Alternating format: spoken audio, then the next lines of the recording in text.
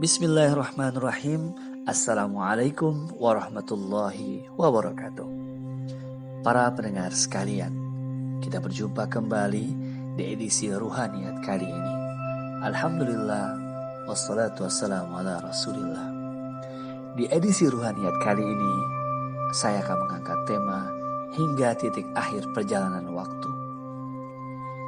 Saudaraku, para pendengar sekalian, saat ini kita berada di awal tahun, di bulan Muharram, ketika kita baru saja mengiringi kepergian 1 tahun berlalu.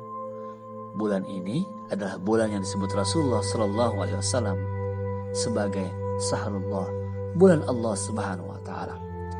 Salah satu anjuran ibadah sunnah di bulan ini adalah Shaum Asyura, yang diharapkan bisa menghapus kesalahan dan dosa selama 1 tahun yang lalu.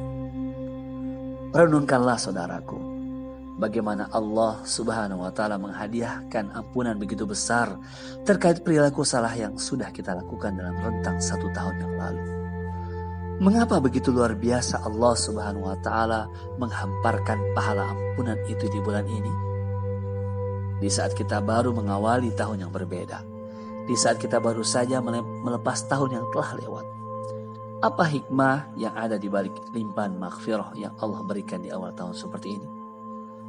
Saudaraku, para pendengar sekalian, barangkali di antara hikmahnya adalah Allah Subhanahu Wa Taala memang hendak mengajak kita mengingat-ingat dan menghitung lebih teliti tentang jarak kekeliruan yang kita lakukan selama 12 bulan lalu. Saudaraku, mari bertafakur sekarang. Tahukah kita bila dalam 1 tahun lalu kita melakukan sholat wajib lebih dari 1.700 kali? Lalu berapa banyak dari sholat-sholat itu yang kita lakukan dengan khusyuk? Berapa banyak dari sholat-sholat itu yang kita tunaikan di awal waktu sesuai anjuran Rasulullah SAW? Berapa banyak dari sholat itu yang kita lakukan dengan berjamaah di masjid? Dalam rentang 1 tahun kemarin, kita telah melewati lebih dari 50 hari Senin, 50 hari Kamis, 30 kali hari-hari Ayyamul Bid atau hari-hari putih selama 3 hari di pertengahan bulan yang kita sunnahkan untuk berpuasa. Berapa jauh jarak yang telah kita buat yang bisa menjauhkan antara wajah kita dari api neraka. Karena sesungguhnya Rasulullah SAW bersabda, tidaklah seorang hamba berpuasa 1 hari di jalan Allah kecuali karena puasanya itu Allah akan menjauhkan antara wajahnya dengan api neraka sepanjang 70 tahun. Hadis riwayat Imam Muslim. Terpikirkan oleh kita bila selama rentang 1 tahun kemarin matahari telah terbit mengunjungi kita sebanyak 350 kali. Sementara Rasulullah SAW bersabda, setiap persendian manusia harus ditunaikan sedekahnya setiap hari, setiap terbit di dalamnya matahari. Saudaraku, para pendengar sekalian, semoga Allah menghimpun kita dalam surganya. Apakah kita telah membaca Al-Quran dengan tadabbur 12 kali khatam dalam 12 bulan itu? Atau paling minimal 6 kali dalam 1 tahun? Jika tidak, mungkin kita patut khawatir, termasuk dalam kelompok orang-orang yang dikeluhkan Rasulullah SAW kepada Allah SWT di hari kiamat ketika ia bertanya, "Ya Rabb, sesungguhnya kaumku menjadikan Al-Quran sebagai sesuatu yang dijauhkan." Saudaraku, para pendengar sekalian, tahukah kita apa yang bisa dilakukan dalam 1 menit hidup ini? Kita bisa membaca surat Al-Fatihah minimal 4 kali. Dan itu artinya kita memperoleh lebih dari 5.000 kebaikan. Kita bisa membaca surat Al-Ikhlas 9 kali. 1 surat Al-Ikhlas sama dengan sepertiga Al-Quran. Berarti kita bisa menghatamkan Al-Quran 3 kali. Kita bisa membaca 1 halaman Al-Quran atau menghafal 1 ayat pendek dari Al-Quran.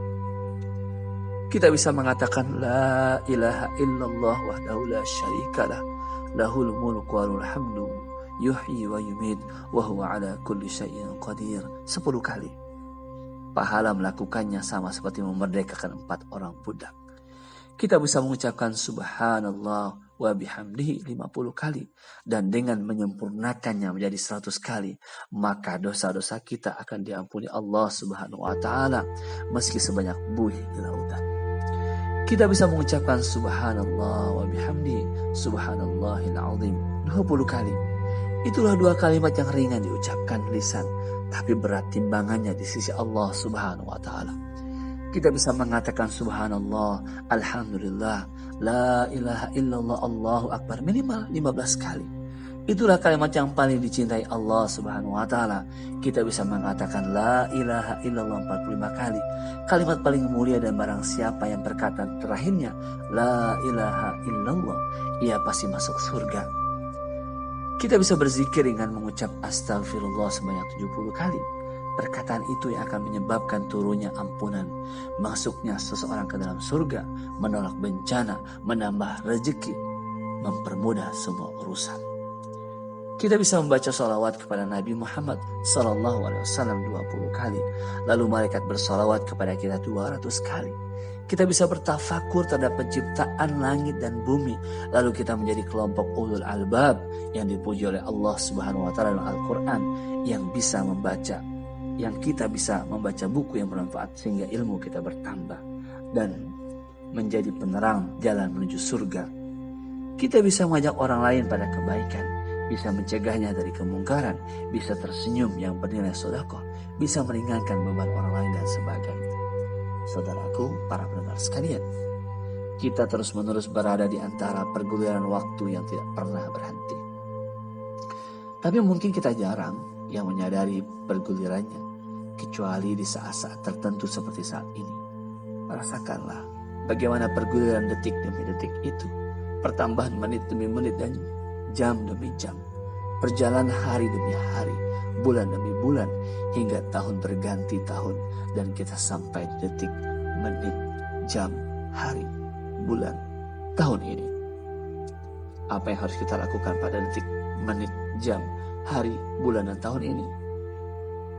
Saudaraku, para pendengar sekalian, jangan biarkan waktu demi waktu bertambah, tapi tidak membawa kita pada titik surga. Sebab itulah sesungguhnya akhir perguliran waktu hidup kita. Itulah titik akhir perjalanan waktu. Karena setelahnya detik, menit, jam, hari, bulan, tahun tidak pernah ada dan tak pernah berarti lagi. Wallahu a'lam bishawab. Wassalamualaikum warahmatullahi wabarakatuh.